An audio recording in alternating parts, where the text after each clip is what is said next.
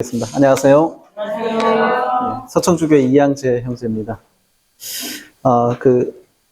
여러 훌륭하신 설교자들이 많이 있는데, 저를 이렇게 불러주신 것에 대해서 굉장히 영광으로 이렇게 생각을 합니다.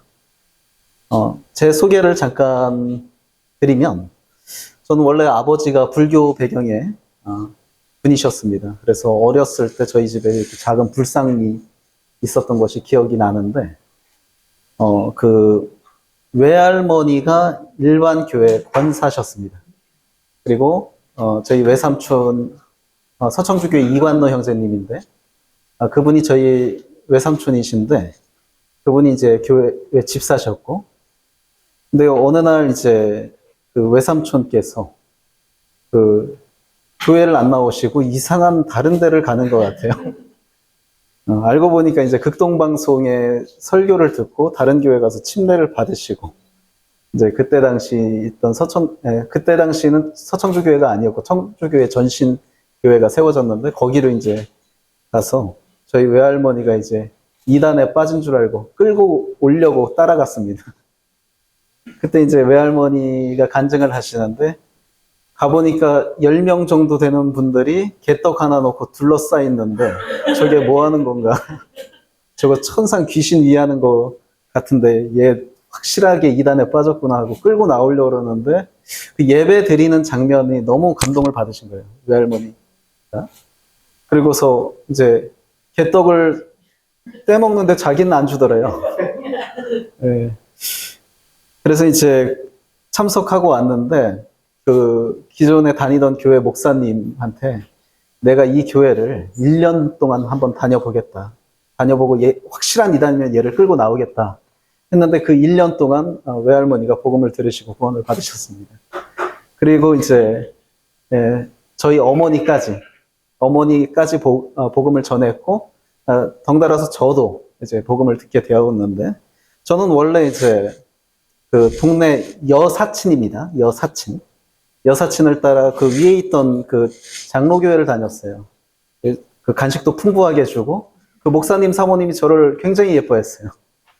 그런데 어머니가 끌고 나가는 교회를 갔는데, 뭐, 목사님 가운도 없고, 시설도 나쁘고, 그리고 무엇보다도 간식을 안 줬어요. 그래서 저는 이쪽 교회를 나가고 싶은데, 어머니는 자꾸 이쪽 교회를 끌고 나가고, 그래서, 끌려갔었습니다. 그게 6살 때부터 이제 끌려다녔는데, 제가 성격이 좀 유별나갖고 친구들이 저를 좋아하지 않았어요. 그리고 나중에 들은 얘기인데, 아주머니들이 자기 자녀들한테 쟤랑 놀지 말라고 하도 유별나니까. 네, 그렇게 했는데, 누가 나를 붙잡고 계셨는가? 주님이 나를 붙잡고 계셨다. 그렇게 친구들이 따돌림하고, 그 어른들도 저를 좋게 생각을 안 했는데, 그때 총망을 받던 친구들은 지금 믿음을 떠난 친구들이 많습니다. 근데 오히려 그때 이제 문제아였던 저는 지금 이렇게 믿음 안에 남아있는 것을 보고 주님이 붙들어 주셨다라는 생각을 이렇게 해보게 되고, 20살 때 구원을 받고, 그때 이제 저희 이정용 예수님 계시던 대전 대덕교회에서 함께 주님 섬기고, 지금은 서청주교회에서 주님을 섬기면서 문서선교 새벽별 그 사역을 담당을 하고 있습니다. 이렇게 불러주셔서 감사를 드립니다. 제가 이제 여기에 초청을 받고서 어떤 말씀을 전해야 이 교회에 유익이 되는 건지 고민을 많이 하면서 전하던 말씀을 또 이렇게 바꿨습니다. 네, 준비하던 말씀을. 그래서 정말 이 귀한 시간 초청해 주셨는데, 이 시간에 제가 하고 싶은 말이 아니라 정말 이 교회에 필요하고 유익한 말씀을 전하는 것이 맞다라고 생각이 되어져서 이렇게 또 내 방향을 틀고 준비한 교훈이 오늘의 이렇게 나눌 교훈입니다. 오늘 형제 자매님들과 함께 나누고 싶은 그 교훈은 임마누엘의 교회라는 주제로 교훈을 나누기를 원하는데요. 우리 마태복음 1장 23절 함께 보시겠습니다.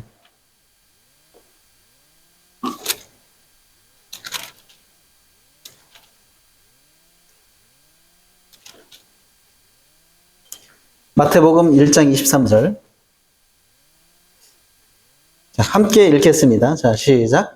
보라, 처녀가 잉태하여 아들을 낳을 것이요 그의 이름은 임마누엘이라 하리라 하셨으니 이를 번역한즉 하나님이 우리와 함께 계시다 함이라. 자, 임마누엘이란 뜻은 하나님이 우리와 함께 계신다라는 뜻입니다. 특별히 이렇게 주님의 탄생과 관련해서 이 교훈을 말하고 있는데요. 사실 당연하게 여기는 것을요, 우리가 소중함을 깨닫기가 어렵습니다. 자, 공기의 소중함을 우리가 평소에 느끼지 못합니다.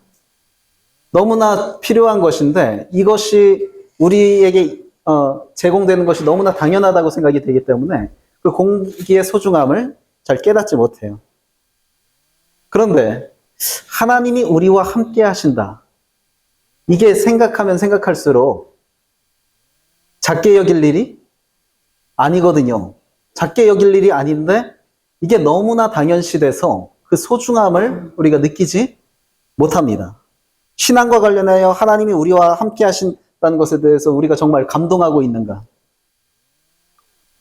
형제자매님들이 평소에 나를 감동시키는 것이 어떤 것입니까?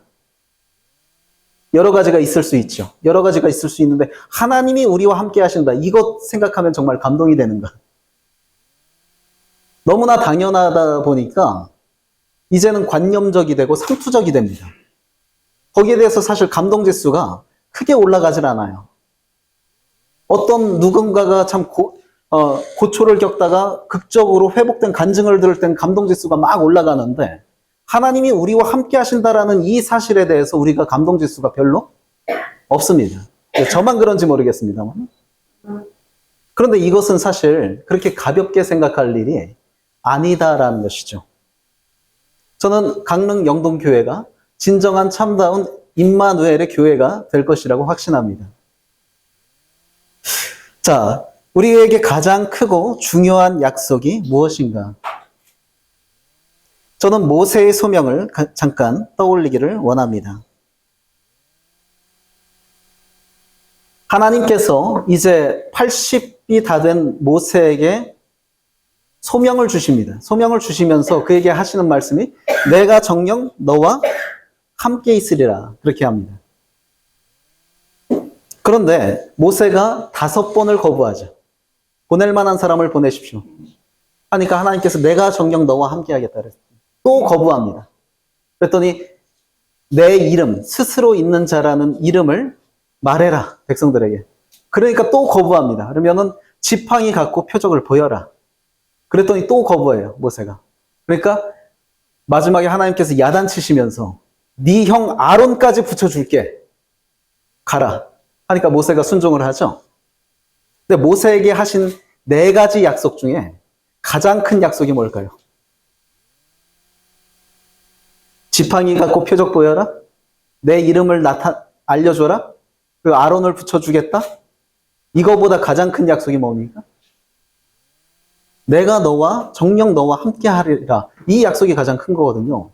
사실요, 이것이 보통 약속이 아니라, 제가 이제 아이를 태우고, 아이가 그때 6살 때였던 것 같습니다. 6살 때였는데, 아이를 태우고 이제 밤에 차를 가는데 공동묘지 옆을 지나갔습니다. 공동묘지 옆을 지나갔는데, 이제 슬쩍 장난기가 돌더라고요. 그래서, 하진아, 아빠가 공동묘지로 심부름 보내면 갈래? 갔다 오면 네가 원하는 거 다 해줄게. 네, 안 간대. 죽어도 안 간대. 그래갖고 저기 가스총 줄게. 가스총 줄게. 갔다 와. 그랬더니 안 간대. 유사시 아빠랑 연락할 수 있도록 무전기도 줄게. 안 간대. 성능 좋은 후레쉬도 줄게. 안 간대. 죽어도 안 간대. 이런 거 다 제공해줘도 안 간대요. 그러면 아빠가 같이 가면. 그러니까 그러면 간대. 후레쉬 없어도 간대. 가스총 없어도 간대. 무전기 없어도 아빠가 같이 가면 간대요. 그러니까 우리가 한번 잘 생각해 보세요. 우리가 신앙의 외적인 조건을 가시적인 조건을 굉장히 중요하게 여기거든요. 예배당 건물도 좀 있어야 되고, 예? 성도 수도 어느 정도 돼야 되고, 예? 그리고 은사 있고 재능 있는 그런 성도들이 좀 많이 있어야 되고, 그런 것으로 인해서 든든함을 얻는데, 정작 든든하게 여겨야 될 일이 무엇인가? 아이가요, 후레쉬 주고 가스총 주고 무전기 줘도 공동묘지로 심부름 안 갑니다. 그런데 그 아이가 공동묘지를 갈 수 있는 이유 딱 하나 뭡니까? 아빠가 같이 가면 간다는 거예요. 그러면 우리에게 주신 약속 중에 가장 큰 약속이 무엇이냐 하는 것입니다. 모세에게 주신 약속. 모세는 사실요, 다른 약속 필요 없고 내가 정녕 너와 함께 하리라. 이 약속만 했으면 모세는 사실 갔어야 됩니다. 그런데 주저해요. 근데 우리 역시도 사실 이것에 대해서 중요성을 그렇게 실감하지 못합니다. 하나님이 우리와 함께 하신다. 그 약속처럼 정말 중요한 것이 없는데, 그래서 천국이 누구의 것이다? 어린아이와 같은 자의 것이다. 어린아이는요, 아빠만 있으면 만사 오케이입니다. 다른 조건 필요 없어요. 그런데 참 우리가 하나님 앞에서 그런 마음을 갖기가 쉽지가 않다 보니까 하나님께서 우리와 함께 하신다는 것, 이것 자체를 소중히 여기지도 않을 뿐더러 또 크게 감동함이 없을 수 있습니다. 신앙생활의 가시적 조건이 중요한 것이 아니라 가장 중요한 것은 임마누엘입니다. 하나님께서 우리와 함께 하시느냐, 함께 하시지 않느냐, 이것이 정말 중요한 것입니다. 그런데 우리가 임마누엘의 가치를 참 망각하고 살 때가 많이 있다는 것이죠. 우리는요, 보통 표면적 조건의 상실을 두려워합니다. 교회 일꾼들이요, 욕심이 없는데 유일하게 갖는 욕심이 뭐냐면 사람 욕심이에요. 사람 욕심. 내 성도는 내 옆에 있길 바래요. 내가 신뢰하고 의지하는 이 성도들은 자기 옆에 있기를 바랍니다. 일꾼들이. 그리고 그들이 떠나는 것을 제일 두려워합니다. 일꾼들이. 모두가 그런 것은 아니겠지만, 그런데요, 그것보다 두려워해야 될 것이 뭡니까? 사람들이 우리 교회를 떠나는 것? 그게 두려운 것이 아니라 하나님이 우리 가운데 함께 할 수 없느냐? 혹시 우리 교회가 임마누엘의 교회가 안 되면 어떡하나? 하나님이 함께 하실 수 없는 교회가 아닌가? 이것을 사실 두려워해야 되거든요. 그런데 우리는 사람이 떠나는 것은 두려워합니다. 그런데 하나님께서 우리와 함께 하실 수 없는 교회가 되는 것에 대해서는 두려워하지 않습니다. 그러면 하나님께서 함께 하실 수 없는 교회는 어떤 교회일까요? 뭐 여러 가지가 물론 저는요, 하나님께서 교회에 연약함이 있다고 해서 이 교회와 함께 하시지 않는다거나 그런 분은 아니라고 생각합니다.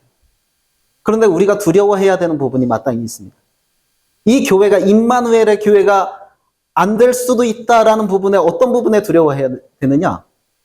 우리는 에베소 교회에게 하신 경고를 잘 알고 있죠. 처음 사랑을 회복하라. 그렇지 않으면 촛대를 옮기리라. 제가 보기엔 에베소 교회는 훌륭한 교회였습니다.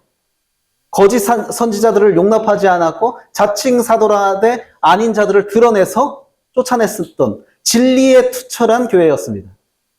그런데 그 교회가 가장 엄중한 경고를 받았어요. 촛대를 옮기겠다. 교회 없애겠다. 왜요? 처음 사랑을 잃어버렸기 때문에. 사랑이 없는 교회는 교회로서의 역할을 할 수가 없기 때문에 하나님께서 처음 사랑을 회복하지 않으면 촛대를 옮기겠다. 이렇게 엄중한 경고를 내리셨던 것입니다. 이 한 가지 예를 통해서 봤을 때, 하나님께서 함께 하실 수 없는 교회, 사랑을 잃어버린 교회, 이 교회는 함께 할 수 없다라는 것을 생각해 볼 수 있습니다. 우리나라에서는 참 이해할 수 없는 부분인데, 미국 같은 경우는 그런 일이 흔하다고 합니다. 어느 흑인 성도가 외지로 출타를 갔는데, 이제 주일이기 때문에 예배를 드리려고 한 교회를 방문을 했습니다. 그런데 그 교회는 백인들이 모이는 교회였습니다. 이 흑인 성도를 받아주지 않았습니다. 이유가 뭡니까? 흑인이라는 이유만으로 받아주지 않았습니다. 이 흑인이 너무나 서러워서 예배당 문 앞에서 울고 있는데 그때 주님께서 나타나셔서 이렇게 말했다고 합니다. 슬퍼할 것 없어. 나도 저기 한 번도 들어가 보질 못했어. 우리가요, 주님이 들어갈 수 없는 교회가 될 수도 있다는 거예요. 물론 한국에서 그런 일은 없겠지만 우리가 이 교회라는 것은요, 유대인과 사마리아인의 높은 벽을 허물어뜨린 게 교회거든요. 유대인과 이방인의 높은 벽을 허물어뜨린 게 교회예요. 그런데 그 정말 넘사벽이었던 유대인과 이방인의 벽을 허물었는데 내가 갖고 있는 벽을 지금 못 허물고 있을 수 있습니다. 그러면은 본래 하나님께서 교회를 세우신 취지하고는 너무나 어긋나는 거거든요. 내가 갖고 있는 이 벽이 그 벽을 계속해서 허물지 않고 갖고 있을 때에 어쩌면 주님은 이 교회에 들어갈 수 없는 그런 임마누엘을 할 수 없는 그런 교회가 될 수도 있다라는 것이죠. 벽을 만드는 교회는 임마누엘의 교회가 될 수 없다. 그래서 사랑을 상실한 교회, 이러한 교회, 그 가운데서 하나님께서 함께 하실 수 없다. 그래서 우리는 사람이 떠나는 것, 사람이 우리 교회를 떠나는 것을 두려워할 것이 아니라 하나님께서 우리와 함께 할 수 없는 교회가 되는 것을 두려워해야 합니다. 사람이 함께 하는 것하고 하나님이 함께 하는 것하고 어떤 게 더 파워가 있겠습니까? 하나님이 함께 하는 게 더 파워가 있는 것입니다. 사람은 우리를 떠날지라도 하나님이 우리를 떠나지 않는다면 그 교회가 파워가 있는 것입니다. 근데 우리가 정작 어떤 것을 중요하게 여기는가? 사람 한 명 한 명을 귀하게 여기지 말라는 것은 아닙니다. 귀하게 여겨야 되죠. 여겨야 되는데 하나님이 우리와 함께 하실 수 있는 교회를 만드는 것을 중요하게 생각해야 된다는 것이죠. 자, 임마누엘의 본질은, 임마누엘의 복의 본질은 무엇입니까? 보라, 처녀가 잉태하여 아들을 낳을 것이요 그의 이름은 임마누엘이라 하리라. 주님의 성육신의 목적은 임마누엘이었습니다. 우리는 주님의 두 가지 이름이 있습니다. 마태복음에 21절에 아들을 낳으리니 이름을 예수라 하라. 그 이름의 뜻은 자기 백성을 그들의 죄에서 구원할 자이십니다. 주님의 이게 첫 번째 이름입니다. 예수, 구원자. 그런데 또 다른 이름이 있습니다. 임마누엘. 우리를 구원하시는 예수라는 이름뿐만 아니라 우리와 함께 하시는 하나님으로서 임마누엘의 그런 이름을 갖고 주님께서 오셨습니다. 주님이 성육신하신 궁극적인 목적은 구원일까요? 우리와 함께 하는 것일까요? 우리와 함께 하는 것이 궁극적인 목적입니다. 우리와 함께 하기 위해서 우리를 구원하신 것입니다. 우리는 많은 경우 주님의 은혜를 구원에만 국한되고 하고 거기서 더 나아가지 못하는 경우가 있습니다. 그러나 구원이 중요한 은혜인 것은 사실이고 중요한 사역인 것은 사실이지만 그것 자체가 궁극적인 목적이 아니라 주님께서 우리를 구원하신 궁극적인 목적은 그 이상이다. 그 중에 하나가 우리와 함께 하시기 위해서 우리를 구원하신 것이다 라고 하는 것입니다. 즉 임마누엘 하시기 위해서 주님께서 구원자로 오셨다. 임마누엘 하시기 위해서 예수로서 오셨다. 자, 그렇다고 한다면 우리가 주님과 동행하지 못하는 것, 즉 주님과 임마누엘 하지 못하는 것에 대해서 아픔이 있는가? 우리의 궁극적인 목적은 임마누엘인데 주님과 정말 삶 가운데서 온전한 동행을 하고 있는가 하는 것입니다. 구원받은 것만이 목적이 아닙니다. 주님과 동행하는 것까지가 목적입니다. 임마누엘 하는 것. 그런데 정말 그 주님께서 성육신 하신 그 목적에 부합된 삶을 사는 것은 구원받은 것에 머물러 있는 것이 아니라 주님과 온전한 동행함으로 임마누엘의 삶을 살아내는 것이 주님께서 성육신 하신 목적이라는 것이죠. 자, 주님께서요, 우리와 함께 하신다는 것 생각해 보면은 보통 일이 아닙니다. 학계서에 보면요. 자, 거룩한 것이 있고 부정한 것이 있습니다. 거룩한 것이 부정한 것에 닿으면 이 거룩한 게 어떻게 됩니까? 부정하게 돼요. 반면에 부정한 것이 거룩한 것에 닿았다고 해서 이 부정했던 것이 거룩해지는 것이 아닙니다. 부정과 거룩의 관계는 거룩이 열성입니다. 거룩은 부정한 것을 거룩하게 못하지만 부정은 한 것은 거룩한 것을 부정하게 만듭니다. 이것이 거룩과 부정의 관계예요. 근데 주님은 거룩하신 분입니다. 우리는 원래 어떤 사람들이었습니까? 부정한 죄인들이었어요. 그런데 그 거룩하신 분께서 우리와 함께 하신다? 함께 하시면 안 됩니다. 왜? 거룩과 부정의 관계는 거룩이 열성입니다. 그런데 우리 주님께서 이 땅에서 많은 이적을 행하시는데 좀 특이한 면이 있었습니다. 뭐냐면은 병을 고치시는데 어떤 경우는 말씀만으로 고치셨습니다. 말씀만으로 하옵소서. 그러면 내 하인이 낫겠나? 말씀만으로 고치셨어요. 그런데 이상하게 문둥병자가 주님께 나왔을 때는 주님께서 어떻게 하셨느냐면 그에게 스킨십을 하셨습니다. 스킨십. 그런데 한번 생각해 보세요. 거룩과 부정의 관계를 생각했을 때 주님이 다른 때는 몰라도 문둥병자를 접촉하면 됩니까? 안 됩니까? 원래 인간사에서는 문둥병자를 접촉하면 안 돼요. 왜? 부정을 입기 때문에. 그래서 사람들은 문둥병자가 나타나면 돌을 던집니다. 가까이 오지 말라. 그런데 주님께서는 이상하게 다른 병자들을 고치실 때는 스킨십을 안 하셨던 분이 문둥병자를 고치실 때는 스킨십을 하셨습니다. 내가 원하노니 깨끗함을 받으라. 손을 대시며. 자, 이것을 통해서 우리가 생각해 볼 수 있는 건요. 자, 그런데 주님이 놀랍게도 이 문둥병자를 통해서 부정을 입으셨습니까? 안 입으셨습니까?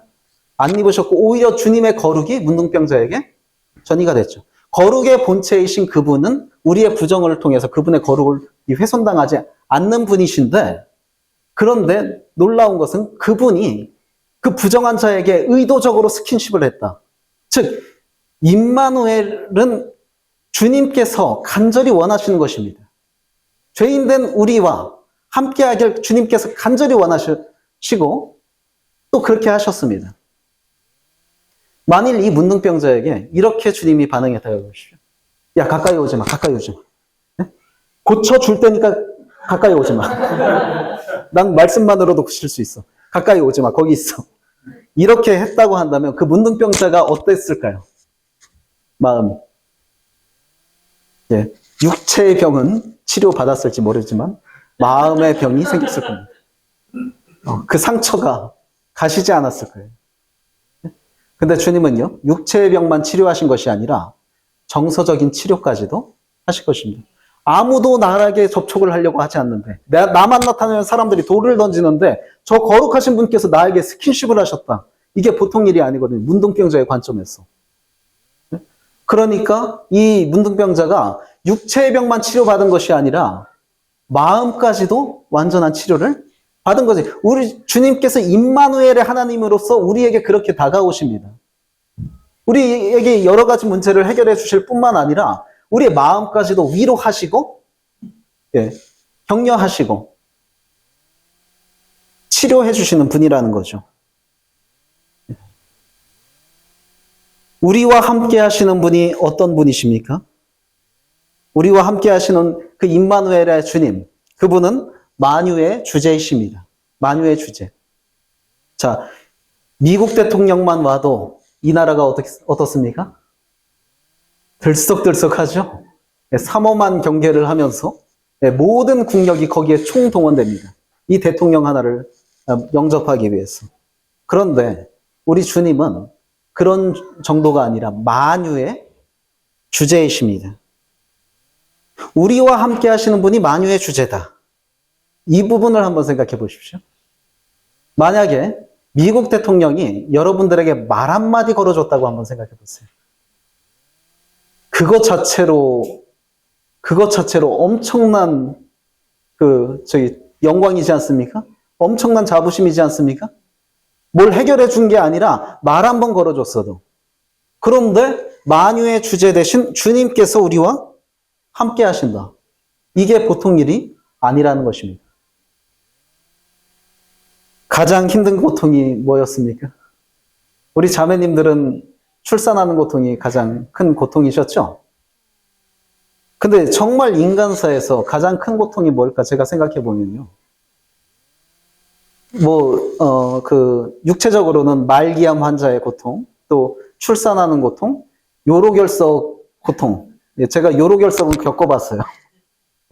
겪어봤는데, 제가 제 발로 병원을 안 가는 사람인데 병원을 제 발로 갔습니다. 정말 너무 아파갖고. 그런데 이것이 인간사에서 가장 큰 고통이라고 하는데 제가 보기에는 그런 고통보다도 정서적인 고통이 인간사에서 가장 큰 고통이다. 외로움. 북한 사람들 그렇게 굶어 죽어도 자살합니까? 안 합니까? 자살하지 않아요. 필사적으로 살려고 노력합니다. 그리고 출산의 고통이 아무리 크다 할지라도 자살을 하셨습니까? 안 하셨습니까? 안 하셨죠. 예.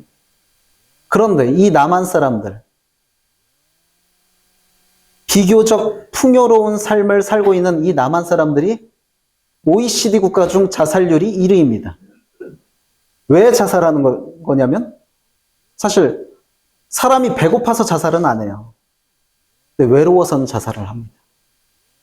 그러니까 가장 견디기 힘든 고통은 물질적 결핍이 아니라 정서적 결핍이 가장 큰 고통입니다. 이걸 견디하지 못하기 때문에 사람이 자살을 합니다. 그러면 가장 인간사에서 가장 견디기 힘든 고통은 결국에 정서적인 결핍, 외로움인데 그 외로움을 누가 충족시켜주고 계세요? 우리 교회에서?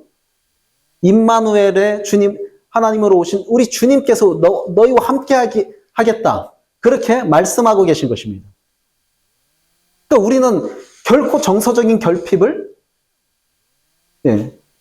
결핍 가운데 방치될 수 없는 사람입니다. 주님이 우리와 함께 하시기 때문에. 자살한 사람들의 그 마지막 얘기를 들어보면 그렇습니다. 나와 진심을 통할 수 있는 한 사람만 있어도 내가 견뎌냈겠다. 그저 나의 중심에 공감해주고 나를 헤아려줄 수 있는 한 사람만 있었어도 내가 견뎌낼 수 있을 것 같았다. 그러나 결국에 그런 한 사람을 찾기가 어려워서 자살을 시도한 것입니다. 그런데 나와 함께 해주시는 분이 누구라고요? 만유의 주제. 이분이 나와 함께 하고 계신 것입니다. 우리와 함께 하고 계신 것입니다. 이 강릉 영동교회에 함께 하고 계신 것입니다. 그래서 사람이 나와 함께 할지라도 힘이 나잖아요. 한 사람의 위로가 나를 살리잖아요.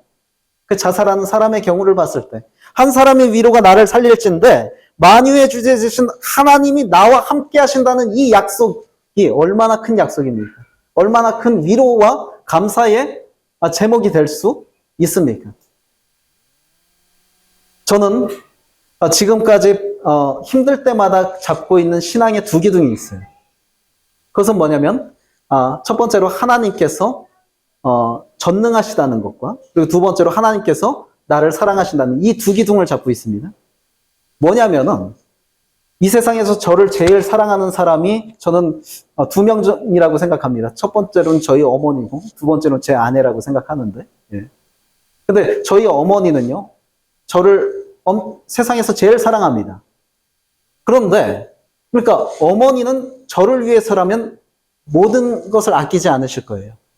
그런데 전능하지가 않아요. 할 수 있는 일이 제한되어 있어요. 모든 것을 해결해 줄 수가 없습니다. 반면에 미국의 바이든 대통령은요. 할 수 있는 일이 많죠. 능력자죠. 그런데 문제가 뭡니까? 그는 저를 사랑하지 않습니다. 아니 제가 있는 것조차 모르죠. 그런데 우리 하나님은요. 전능하실 뿐만 아니라 저를 사랑하십니다. 이 두 기둥이 제가 신앙을 부여잡을 수 있는 기둥입니다. 이 임마누엘의 하나님이 어떤 분이냐? 우리와 함께 하시는 분, 함께 하신다는 것 자체도 위로가 되는데 그분이 만유의 주제시고 전능하신 분입니다. 그러면 이것처럼 큰 복이 어디 있겠는가 하는 것입니다. 그런데 우리가 이 임마누엘의 복에 대해서 참 간과하고 그냥 감동 없이 지낼 때가 참 많이 있다는 것이죠. 그럼 임마누엘의 약속. 자, 주님께서 임마누엘, 저는 마태복음을 참 좋아합니다. 마태복음을 좋아하는 이유 중에 하나가 마태복음은 임마누엘의 복음입니다. 임마누엘로 시작해서 임마누엘로 끝나는 복음이거든요. 자, 임마누엘, 지금 마태복음 1장에서 임마누엘을 소개하죠. 그런데 또 마태복음 18장 20절에서 자, 찾아보겠습니다.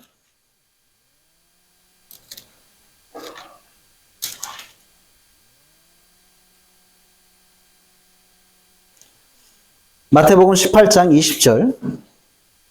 네, 같이 한번 읽어보겠습니다. 자, 시작. 두세 사람이 내 이름으로 모인 곳에는 나도 그들 중에 있느니라. 또 한 번의 임마누엘의 약속을 지금 하고 계십니다.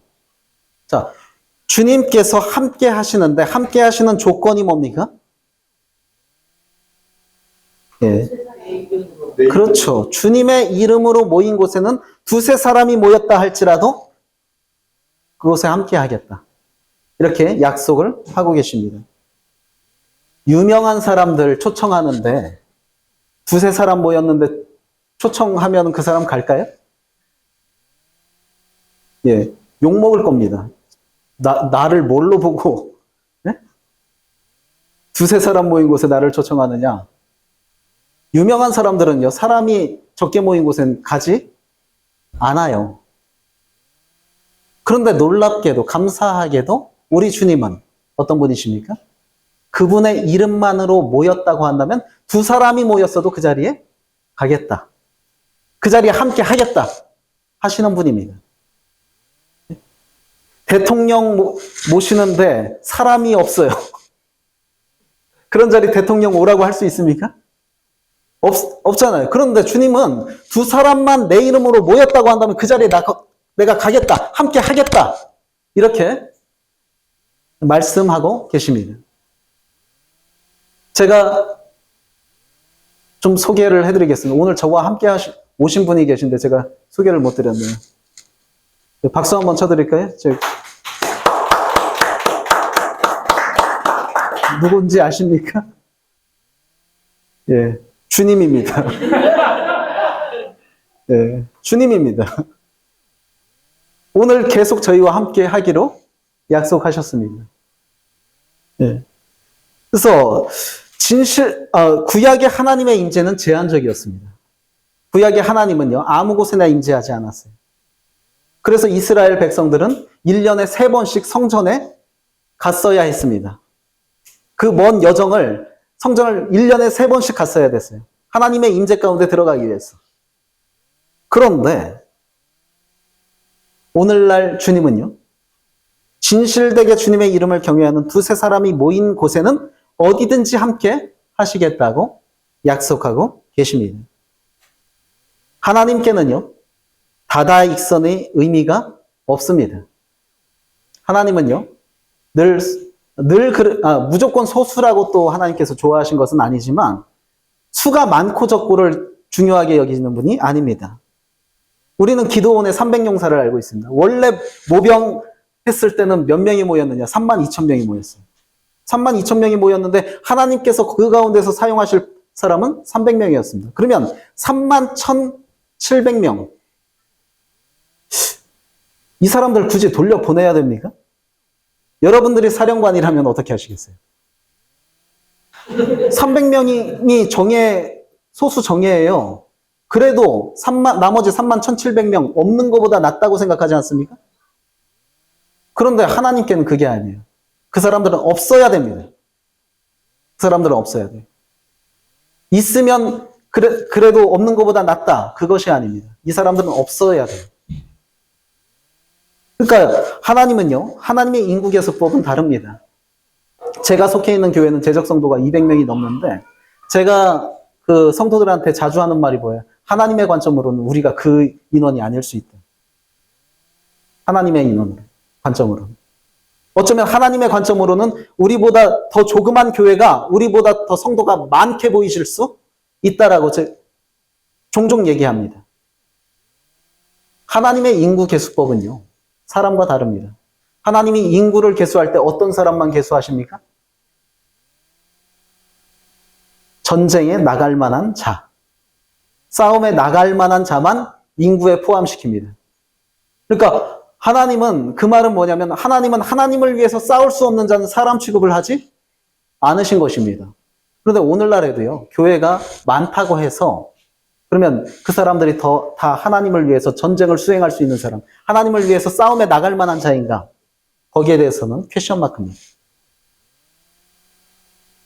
비록 다른 교회보단 성도가 적다 할지라도 이 교회가 오히려 큰 교회보다 더 사람이 많은 교회일 수 있어요. 하나님의 관점에서. 왜? 하나님의 관점에서는 하나님을 위해서 싸움에 나갈 만한 자만 눈에 들어오거든요.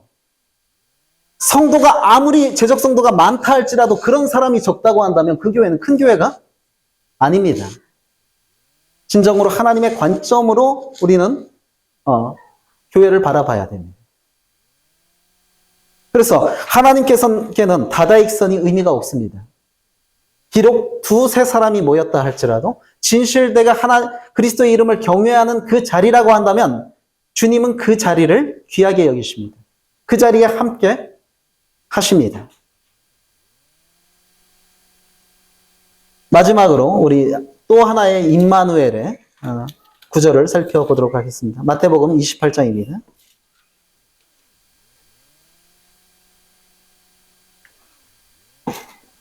28장 19절부터 20절.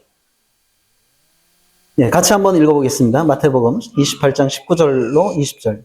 네, 시작. 그러므로 너희는 가서 민족을 제자로 삼아 아버지와 아들과 성령의 이름으로 침례를 베풀고 내가 너희에게 분부한 모든 것을 가르쳐 지키게 하라. 볼지어다 내가 세상 끝날까지 너희와 항상 함께 있으리라 하시니라. 또 한 번 주님의 임마누엘의 약속을 또 하시죠. 아까는 조건이었습니다. 두세 사람이 모인 곳엔 내가 함께 하겠다. 이번엔 기간입니다. 얼마 동안? 세상 끝날까지. 이 말도 굉장히 우리에게 큰 위로가 되는 말씀입니다.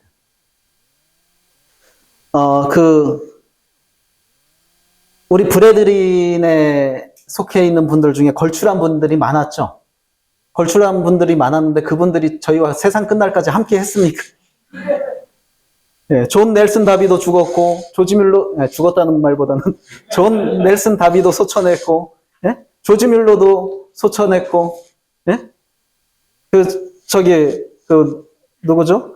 아우카 부족에게 선교했던 짐 엘리엇도 소천했고, 우리와 세상 끝날까지 함께 할 수 없어요. 아무리 걸출한 사람이라 할지라도. 지금요, 제가 아쉬운 부분이 뭐냐면, 우리 브레드린에서 진짜 걸출한 분이 지금 존 레녹스거든요. 존 레녹스가 어떤 사람이냐면, 스티븐 호킹 박사와 맞토론을 벌여서 제압했던 분이죠. 저는 그분이 브레드린 소속인 줄 모르고 그분 책을 사봤는데, 알고 보니까 그분이 브레드린이더라고요. 그래서 그분은 우리 브레드린뿐만 아니라 전 세계 기독교계에서 존경받는 분입니다. 근데 이분이 나이가 지금 80이에요. 세상 끝날까지 우리와 함께 할 수 없어요. 그게 아쉽습니다. 아쉽죠? 정말 이분이 할 수 있는데 오래 살아서 우리 기독교계 그리고 우리 브레드린에게 좋은 영향을 끼쳤으면 좋겠는데 아무리 걸출한 인물도 우리와 세상 끝날까지 함께 할 수는 없습니다. 그런데 모세가 떠났을 때 여호수아가 그 모세의 빈자리가 얼마나 컸겠습니까? 이제 저 말 안 듣는 백성들, 모세가 있었을 때도 말을 안 들었는데 내가 인도해야 해서 가나안 땅으로 들어가야 할 때 여호수아의 그 빈자리가 얼마나 컸겠어요. 그런데 그 여호수아에게 하나님께서 하신 약속이 있죠. 내가 모세와 함께한 것 같이 너와 함께하겠다. 모세가 더 중요합니까? 하나님이 더 중요합니까? 여호수아에게. 하나님이 더 중요한 거예요. 모세가 있다 할지라도 하나님이 함께 하시지 않으면 그건 의미가 없습니다. 마찬가지로 존 레녹스 같은 걸출한 위인이 우리와 천년만년 함께 한다 할지라도 주님께서 우리와 함께 하지 않으시면 의미 있습니까? 없습니까? 없어요. 그런데 주님께서 지금 놀라운 약속을 하고 계십니다. 볼지어다 내가 언제까지? 세상 끝날까지 너희와 항상 함께 있으리라. 이런 약속을. 그러니까 주님께서 우리에게 임마누엘의 하나님으로 함께 하시겠다고 하신 그 기간은 무궁합니다. 끝이 없습니다. 주님께서 요 기한까지만 우리와 함께 하겠다. 그렇게 말씀하지 않으셨습니다.